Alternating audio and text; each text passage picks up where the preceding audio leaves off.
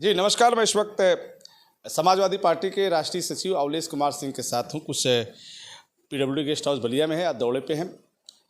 कुछ सवाल है नेताजी। समाजवादी पार्टी के राष्ट्रीय अध्यक्ष अखिलेश यादव ने राष्ट्रीय सचिव की कमान दी है, उसके पीछे सोच क्या रही है? देखिए, आदरणीय नेताजी हमारे जो राष्ट्रीय अध्यक्ष अखिलेश जी हैं, उन्होंने हमें जो जिम्मेदारी समझी है, हम लोग को 27 में सरकार बनानी है। इसके तहत उत्तर प्रदेश में जगह जगह जाकर के पीडीए का कार्यक्रम करना, अपने पुराने लोगों का सम्मान करना और नए लोगों को साथ में जोड़ना। इसके तहत उत्तर प्रदेश में जगह जगह हम लोग का जाना आना और कार्यक्रम लगातार लगा हुआ है। तो एक ही फार्मूला है कि 27 में आदरणीय नेता हमारे राष्ट्रीय जी जो अखिलेश जी हैं, उत्तर प्रदेश की जनता के सम्मान में खड़े हों और बागडोर को संभालें। इसके लिए हम लोग पूरे उत्तर प्रदेश में जम के काम कर रहे हैं। लेकिन ये विपक्ष कहता है कि विपक्ष के आपकी समाजवादी पार्टी कुछ लोग कहते हैं कि अवलेश सिंह गाड़ी से नीचे नहीं उतरते हैं, न थाने पे दिखते हैं, न कोतवाली में दिखते हैं, न ही वो जनता उनके साथ है, न ही जनता की समस्या को लेकर आगे बढ़ते हैं। ये कुछ लोग नहीं कहते हैं, ये आप जो भाजपा के कुछ लोग जो प्रचारक हैं वो अफवाह फैलाने का काम करते हैं। हम लोग का काम है जिला प्रशासन से फ़ोन करके बताना और कहना।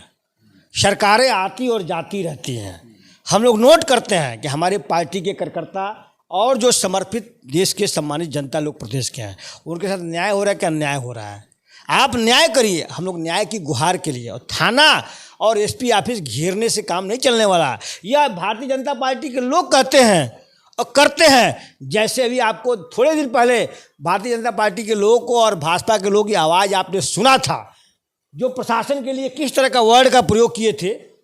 एक कैबिनेट मंत्री का बेटा और एक माननीय मंत्री ने क्या प्रशासन के साथ व्यवहार किया, वो व्यवहार समाजवादी पार्टी नहीं करती है। समाजवादी पार्टी जन जन में जनता के लिए अपनी आवाज़ को उठाती है और बताती है, जिसके तहत हम लोग काम कर रहे हैं।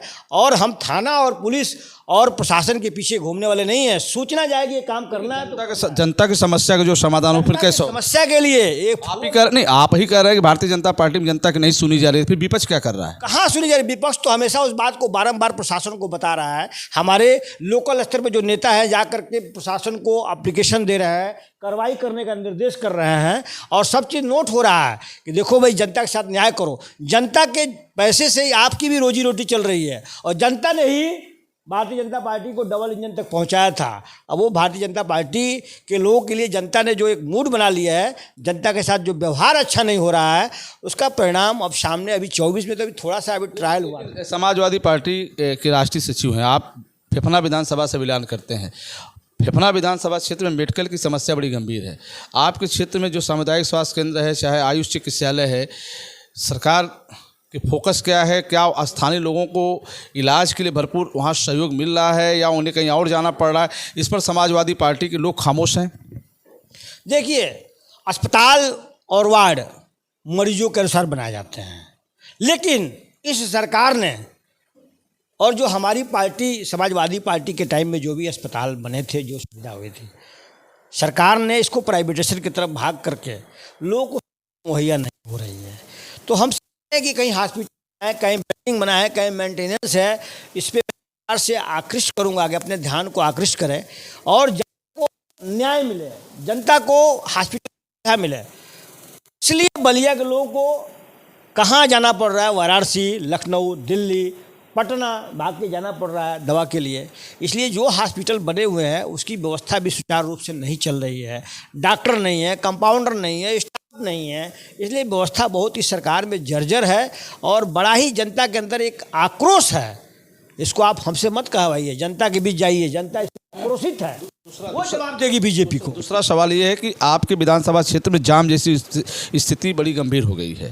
फेफना चौराहे से लेके आप गोलंबर तक, भरौली गोलंबर तक, रसड़ा तक, गढ़वाड़ तक जाम जैसी तमाम ट्रकें आ रही हैं, जा रही हैं। ना ही वहाँ कोई फ्लाईओवर है जिससे जाम की स्थिति ख़त्म हो, और ना ही कोई जाम जैसी समस्याओं से निजात करने की कोई प्लानिंग है। इस पर भी समाजवादी पार्टी पूरी तरह से चुप है। आपके ही पार्टी के वहाँ के विधायक हैं संग्राम यादव, वो भी कहीं ना कहीं इस मामले को सदन में नहीं ले जाके पहुँचा रहे हैं। संग्राम ने सदन में पहुँचाया था, जो हमारे पार्टी के विधायक हैं जनपद के सदन में पहुँचाया था। उसकी कार्रवाई थोड़े दिन बाद एक बार प्रशासन ने संज्ञान में लिया, वो तो अवैध नहीं, वो अवैध वसूली वाला मामला था, ट्रकों की जाम की समस्या नहीं। तो क्या आज ये जो जाम लग रहा है तो क्या वसूली नहीं हो रही है या पुलिया नहीं बना है? इस सरकार की जो नाकामापन कहा जाएगा, इस सरकार की मिली भगत है, साजिश के तहत ये जाम लगा के जनता को परेशान किया जा रहा है। और इस समय यूपी में भी डबल इंजन की सरकार है और बिहार में भी डबल इंजन की सरकार है, दोनों मिले जुले हैं। दोनों लोग जनता को इतना यूपी बिहार के लोगों को परेशान कर रहा है। अगर 24 आवर्स खुला आप किसी गाड़ी को कोई आने जाने के लिए तो समझते हैं कि यह जाम से मुक्ति मिल जाएगा।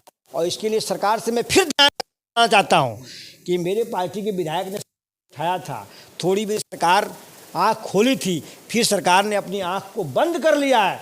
खोल ले नहीं, ये मामला नहीं, ये जो आप पहले मैंने आवाज़ उठाई है, समस्या का समाधान किया है, सिर्फ मीडिया तक सीमित है या धरातल पर भी आपने कुछ किया है? धरातल पे अभी विधानसभा में हमारे विधायक उठाने वाले इस मुद्दे को कि बलिया के लोग के साथ और पूर्वांचल वासियों से अन्याय हो रहा है, तो ये तो बात सदन तक जाएगी और इसको कार्रवाई सरकार को तुरंत निर्णय लेकर के बलिया वासियों को, पूर्वांचल वासियों को जाम से मुक्ति दिलाना चाहिए।